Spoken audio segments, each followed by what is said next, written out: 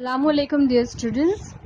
Students, our next topic, as I told you in the last video, that we are going to start with the colloids.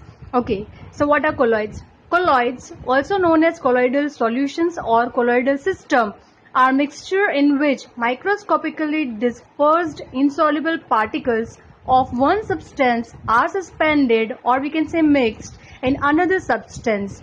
The size of the suspended particles in a colloid can range from 1 to 1000 nanometers. Dear student, this is very important definition which you can remember and which you can note down whenever asked. You can represent it same. So something like colloids are very important. This is not the new topic. When we studied in class 9th about the solutions, we already studied about this. One more we can just go for describing. Colloids in chemistry are a mixture of two substances in which one substance is divided into minute particles, we can call it as a colloidal particles, ranging from 1 to 1000 nanometers in diameter and dispersed or suspended over another substances. These insoluble particles are inseparable either by filtering or centrifuging. Types of the colloids are sols, we can call them sols, emulsions, foam and aerosols. Let us learn what exactly colloids, their applications and method for the preparation. In this particular unit, we are going to do about the preparations, properties and much more about the colloids. We are also going to see the classification. But dear student, a colloid can be defined as a stable two-phase, that is heterogeneous system consisting of finely divided particles, usually the solid, dispersed in a continuous medium. It can be liquid. The finely divided particles from what is called dispersed phase, and the medium is called dispersion medium. Dear student, there are a number of examples we are going to talk about over here, wherein we are having the system in which we talk about the dispersed phase and dispersed medium. But before that, let me tell you, there are so many examples which we are using in our daily life are the examples of the colloids. Okay, colloids are coming in between your true solution and your suspension. So very important, that is about their size of the particles.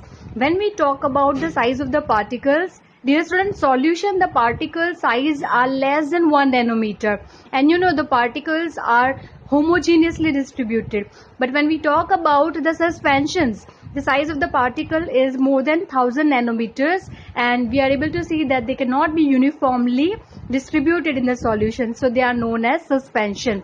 If we talk about the colloids, they are coming in between. It means that they are starting from the range of 1 nanometer to 1000 nanometer. One very important example which we are coming across is a milk. Milk looks like homogeneous, but dear student, it is a heterogeneous. Okay, so milk is an example of the colloid particles. Dear students, we can see the difference, that is solution, colloids and suspension. So here you are able to see the difference. Your solutions are homogeneous, particles are uniformly distributed. Colloids are heterogeneous, wherein colloids looks like homogeneous but they are heterogeneous. Suspensions are completely heterogeneous. Now let me tell you, if we talk about the filtration, solution, the particles cannot be filtered because the size is less than 1 nanometer. If we talk about the colloids, dear students, these particles are ranging from 1 nanometer to 1000 nanometer, but still the particle size is such that they cannot be separated by simple filtration, or sometimes they are not even separated by centrifugation. If we talk about the suspension particles are big enough, and after if we keep the solution undisturbed, the particles are settling down and we can separate them by the simple filtration also. So I hope the point is clear. Next very important property, that is known as Tyndall effect. Dear student, Tyndall effect is nothing but the scattering a beam of a light. So if we talk about the homogeneous solution, it does not scatter the beam of a light, but the heterogeneous solution scatters the beam of a light. Colloids, they look like homogeneous, but let me tell you, we have to remember they are heterogeneous solution. So here in the picture you are able to see that it is able to scatter the beam of light, same like your suspension is also able to scatter the beam of a light. There's one more example over here wherein you are able to see that laser light is being tried to penetrate over two of the solution. The first glass you are able to see is a solution, so it is not able to scatter the light, but your second glass is colloid and it is able to scatter the beam of a light. So you can identify the solution which is homogeneous, which is heterogeneous, with the help of the Tyndall effect. And I hope the topic is getting clear and you are getting more familiar by this particular terms. And let us start with the classification. Dear students, classification. Colloids are classified based on the following criteria. Number one, physical contribution, or we can say condition, of the dispersed phase and dispersed medium. Number two, the affinity between the dispersed phase and dispersion medium. And number three, the type of the particles of the dispersed phase. Very, very important. There are so many questions asked from this particular topic. So we will be doing it one by one. Let me tell you, the first classification is so simple, or we can say that this we have already done when we were in the 9th standard.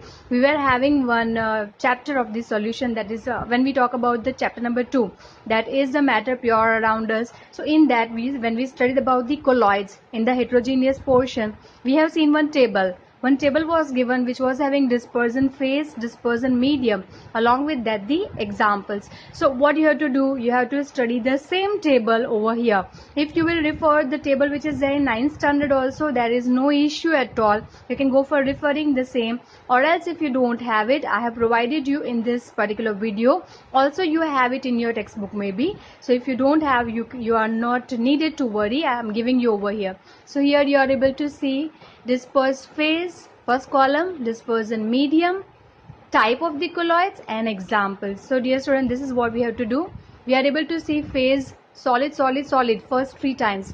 Solid, in gas, in liquid and in solid. So you are able to see that the various examples are given over here. Similarly, liquid is your dispersion phase again. Liquid, liquid, liquid. Liquid in gas, liquid in liquid, liquid in solid. Okay, medium जो है वो आपका ज्यादा बड़ा base है और phase जो है वो पार्टिकल्स है जो वहां पे डिस्पर्स हो रहे हैं. Are you getting it clear? Gases, we also have gas in liquid, example is foam. Gas in solid, we can say solid soles.